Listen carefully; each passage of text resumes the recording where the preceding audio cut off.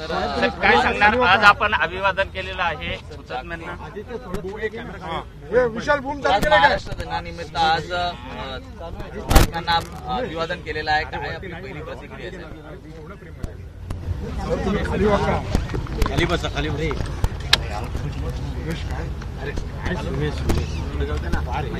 Rolling sir. 1 मे महाराष्ट्र दिनाच्या आणि जागतिक कामगार दिनाच्या मी तमाम महाराष्ट्रवासियांना मनापासून शुभेच्छा देतो आणि या हुतात्मा स्मारकाला अभिवादन करतो.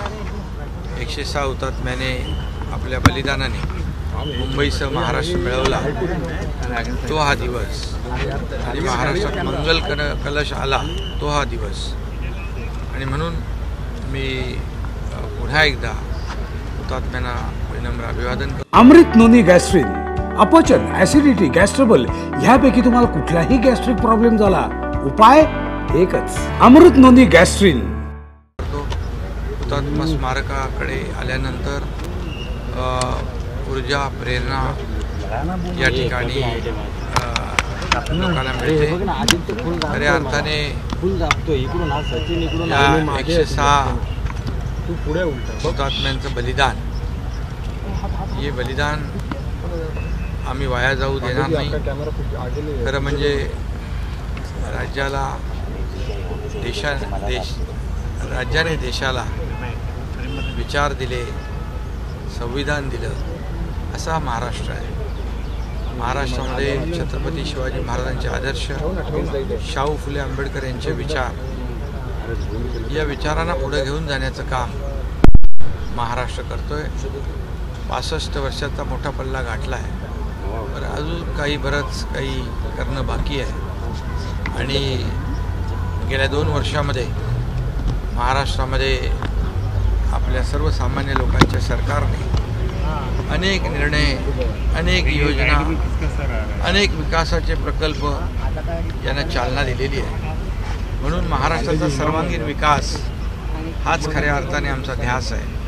या महाराष्ट्रातले गोर गरीब, शेतकरी, कष्टकरी, माता भगिनी यांच्या जीवनामध्ये आनंद आणणं हीच खरी या हुतात्म्यांना श्रद्धांजली ठरेल. आणि म्हणून ते काम आम्ही या ठिकाणी महाराष्ट्र राज्याच्या वतीने करण्याचा प्रयत्न करू.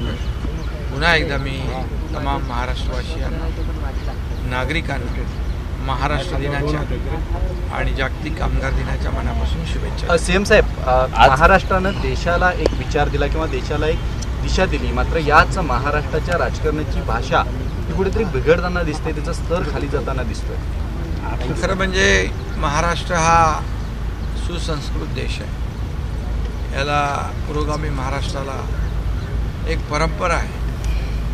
आतापर्यंत आपण पाहिलं, निवडणुका येतात जातात, परंतु राज्यकर्ते कोण काय करतं हे कायम मागे राहतं राज्यासाठी आणि या राज्यातल्या जनतेसाठी. निवडणुका तर येतात जातात, परंतु शेवटी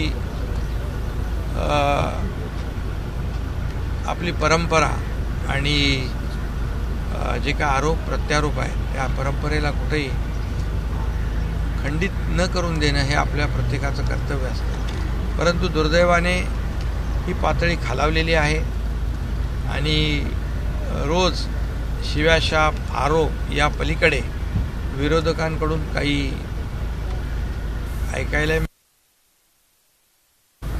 हे सर्वसामान्यांचं सरकार जे आहे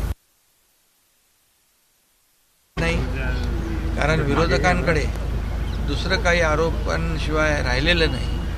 आणि म्हणून आम्ही आदरणीय नरेंद्र मोदीजी असतील, देशाची प्रगती 10 वर्षामध्ये जी केली त्यांनी, आणि या महाराष्ट्रामध्ये देखील केंद्र आणि राज्य सरकार डबल इंजिन सरकार म्हणून काम करतंय. आणि आपण पाहतो, आम्ही त्यांच्या आरोपांकडे उत्तर न देता, आरोपांना उत्तर न देता कामाने उत्तर देतोय. त्यामुळे महाराष्ट्रातली जनता सुज्ञ आहे. काम करणाऱ्यांच्या पाठीशी महाराष्ट्र नेहमी राहिलेला आहे. शिव्याशाप देणाऱ्यांच्या मागे महाराष्ट्र राहिला नाही, घरी बसलेल्यांच्या मागे तर बिलकुलच नाही. रस्त्यावर उतरून जनतेची सेवा करणाऱ्या लोकांच्या मागे महाराष्ट्र उभा राहिलेला आहे. हे चित्र आगामी काळामध्ये आपल्याला दिसेल. आज कामगार दिन आहे, आणि त्याच निमित्ताने कामगार दिनातल्या प्रत्येक प्रतिनिधींसोबत आपण चहापान देखील करणार आहात. काय नेमकी कामगार यामागची भावना? दिनाच्या खरं म्हणजे ही मुंबई कामगारांच्या मेहनतीने कष्टाने उभी राहिलेली आहे आणि म्हणून सर्वात आधी आमच्या सरकारने गिरणी कामगारांना घरं देण्याचा निर्णय घेतला. आजपर्यंत त्याच्यामध्ये यश आलं नव्हतं, परंतु मला अभिमान आहे आणि मला समाधान आहे. जवळपास 5,000 लोकांना आम्ही गिरणी कामगारांना घरं वाटप करण्यात यशस्वी झालो. जेवढे गिरणी कामगार पात्र आहेत त्या सर्व पात्र गिरणी कामगारांना महाराष्ट्रामध्ये जिथे जिथे जिथे जिथे आवश्यक आणि जिथे जिथे स्कोप आहे त्या ठिकाणी या सर्व गिरणी कामगारांना आम्ही घर देणार आहोत. ही एक मोठी अचिव्हमेंट ठरेल आणि एक त्यांना त्यांच्या कष्टाचं घामाचं चीज झालं अशा प्रकारचं आम्हाला समाधान. सर नाशिक ठाणं या जागा कधी सर नाशिकचा मुद्दा दक्षिण मुंबईच्या सर जवळ या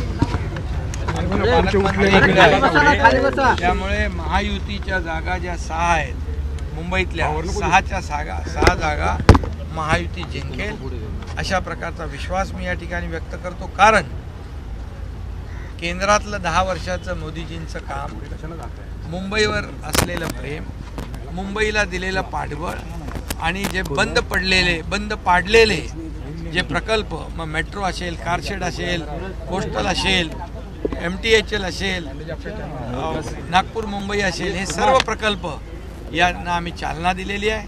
आज मुंबईमध्ये आम्ही डीप क्लीन ड्राईव्ह केल्यामुळे पोल्युशनची लेवल कमी झालेली आहे. मुंबईचं सुशोभीकरण चालू आहे. मुंबई खड्डेमुक्त आम्ही करणार आहोत. कॉन्क्रिटायझेशन आम्ही करतोय. बाळासाहेब ठाकरे आपला दवाखाना प्रत्येक गल्लीमध्ये, प्रत्येक झोपडपट्टीमध्ये आम्ही करतोय.